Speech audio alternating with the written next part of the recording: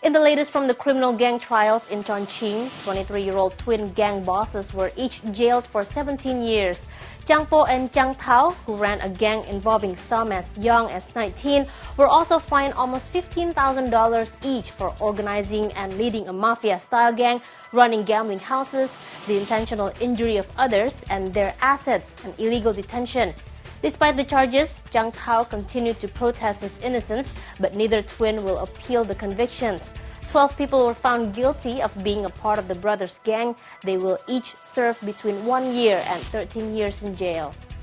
Thousands of people have turned out to welcome the Dalai Lama during a controversial visit to a monastery close to the Tibetan border. The exiled Tibetan spiritual leader was in Tawang in India's state of Arunachal Pradesh, itself a source of dispute between Beijing and Delhi. China has accused the Dalai Lama of trying to undermine its rule in Tibet and says the visit is anti-China. But the Dalai Lama insists his visit is non-political.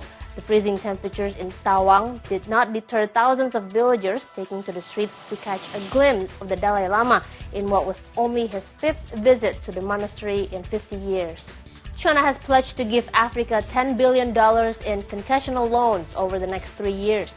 Chinese Premier Wen Jiabao made the announcement at a summit over the weekend in Egypt. The Chinese leader attended a 2-day forum on China-Africa cooperation in Sharm el-Sheikh, where officials from 50 nations had gathered. Wen told the summit China would help Africa build up financing capacity, but he hit back at claims that Chinese interests in Africa were solely designed to finance China's growing energy needs. China pledged $5 billion of assistance at the last cooperation summit in Beijing in 2006, where agreements to relieve or cancel the debt of more than 30 African countries were signed. The Chinese capital is gearing up for an extended H1N1 vaccination program that will be open to everyone with a Beijing residence permit. The rollout will begin on November 16th. The capital plans to inoculate all of its registered permanent residents, some 12 million people. But there are around 5 million other people in Beijing who do not have a residence permit or who call. So far, Beijing has vaccinated close to 500,000 residents, many of whom were students and people with key public service jobs. Non-Beijingers living temporarily in the city might also be able to get the shot, but only if they work in important public service departments in the city.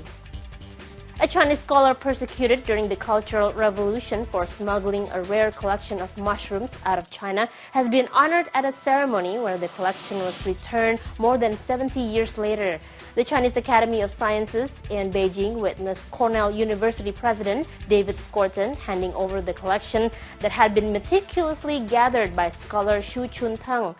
Teng studied mycology at Cornell University in the 1920s and spent the next decade gathering samples in his homeland. During the Japanese invasion in 1937, Teng arranged for his best specimens to be removed from a National Botany Institute to save them from destruction.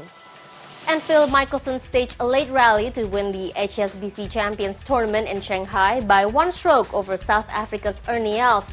Mickelson made an 18-footer to save par on the 16th, then hold a 10-foot birdie on the 17th to close with a 369 and overcome a late charge by Els, who shot a course record at Sheshan International. Tiger Woods was never a factor in the final World Golf Championship of the year, falling 6 shots behind on the front 9 and doing well to stay on the leaderboard the rest of the way. He finished in a tie for 5th, 5 shots off the lead. Mickelson finished at 17 under 271 and earned $1.2 million with the win. And that's the BON headlines for now, but we'll be back with more news after this.